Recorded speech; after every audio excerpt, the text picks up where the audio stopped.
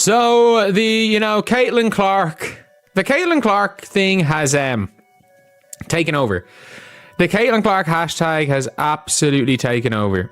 And if we're being real, the Caitlin Clark hashtag is killing it. Nobody was supposed to see this. The doors were shut, phones were down, voices stayed low, until one name cut through the silence like a knife. Caitlin Clark. That was the moment everything broke. Before this explodes everywhere, tap like, drop a comment, and stay locked in, because this isn't a rumor anymore. Day 3 at Team USA camp didn't feel like a practice. It felt like a standoff. Veterans stretched in silence. Coaches whispered instead of yelling. And Caitlin Clark walked in like she already knew something the room didn't. The energy shifted the second the ball touched her hands. First possession. A deep three, no hesitation, nothing but net. Second possession. Logo range, same result. The crowd behind the baseline didn't cheer. They froze. This wasn't a hot streak. It was control. Paige Bueckers tried to answer, driving and kicking, but the moment had already tilted. And I know that it's a logo that Paige has had for a while, and I know she wants to make a Paige bucket and stuff, and it means something. It's fucking garbage. I remember I said it, and I was like, AJ Wilson's logo looks like a bottle opener. People are like, oh, you need to know the meaning about it. I don't care about the meaning about it. Like, it has great meaning. If AJ Wilson's happy with the logo, that's fine. Keep the logo the way it is. I'm not saying they need to listen to fucking Mick Curley. If she's happy with the logo, be happy with the logo. But it looks like a bottle opener. But the rhythm wasn't there. Angel Reese battled inside, fighting for space, fighting for attention, fighting the moment itself. Caitlin didn't fight anything. She dictated. Every drill tightened. Every miss from anyone else sounded louder, and every make from Caitlin felt heavier. Sue Bird stood near the sideline, arms crossed, eyes locked in. She leaned toward a staffer and said out loud, and in that instant, she broke the room. That was the moment practice stopped being normal. The pressure kept building, and by mid-session, something strange happened. Players started subbing themselves out. Hands on knees, eyes down, silence. The veterans weren't failing. They were being outpaced. Caitlin hit another logo three, then another, and then she smiled. Not cocky, certain. Clips leaked to social media within minutes. Nike's accounts moved fast. So did Unrivaled. So did the fan pages. Hashtags exploded before practice even ended. And behind closed doors, the coaches panicked.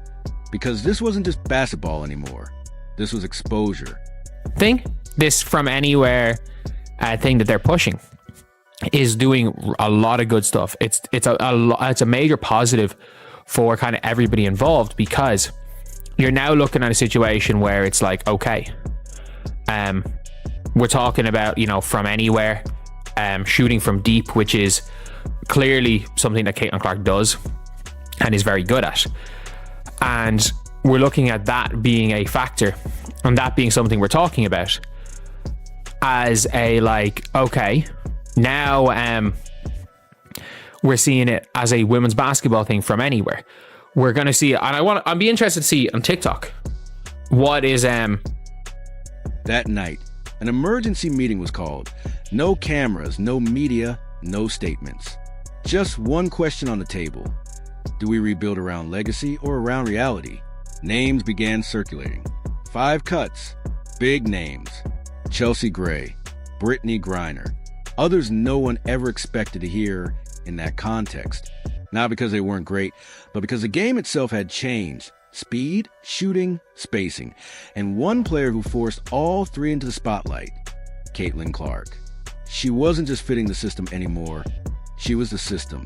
When word leaked, the backlash was instant.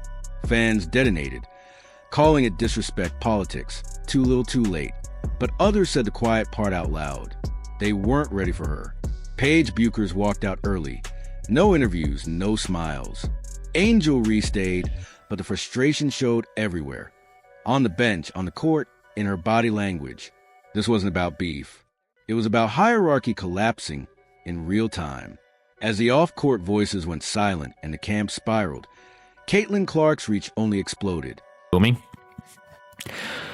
I do think in general the From Anywhere challenge is not It's probably not doing what they would have liked on TikTok, especially from the initial hype of the original videos. But yeah, look, you're seeing it here. Breeze can pull up from anywhere. You're seeing on a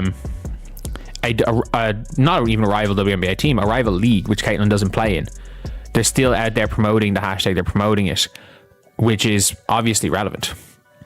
Which means it's obviously still has some relevance in the grand scheme of things. But yeah, in general, it is it is what it is. It hopefully is going to continue to do well, and hopefully Caitlin Clark continues to kill it, because you can see obviously Kate Martin, Cam Brink, who are Caitlin's friends on the team, and as much as Paige Bueckers and Caitlin Clark aren't great friends, they don't dislike each other. It's very clear they don't. It's not like Caitlin and Angel Reese where it's clear they don't particularly like each other. It's clear that neither of them like each other. Paige Bueckers and Caitlin, there's a competitive rivalry there. I'm sure if they were on the same team that there'd be no issue with the two of them playing together at all at the end of the day. But yeah, let me know what you guys think in the comment section below. Do you guys think this means anything? Does this mean everything? Does this mean nothing? Does this mean something? In my opinion, it's kind of cool to see, even rival league teams promoting Caitlin Clark, because a new Nike ad dropped and the response was immediate. Views spiked, sales surged, and Caitlin Clark didn't have to say much at all. She didn't need to.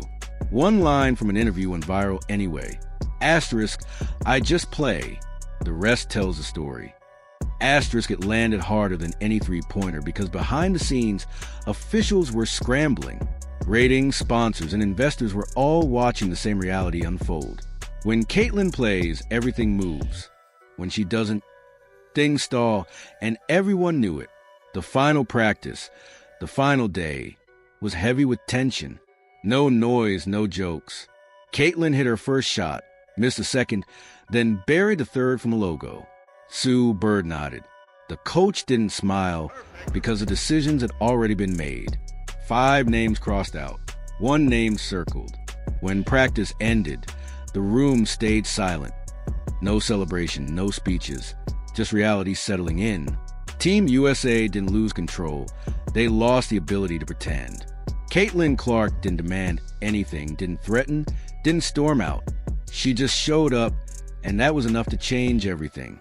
Because when one player forces legends to the edge, pushes coaches into emergency meetings, and makes the sport look in the mirror, that isn't hype. That's history beginning, and they weren't ready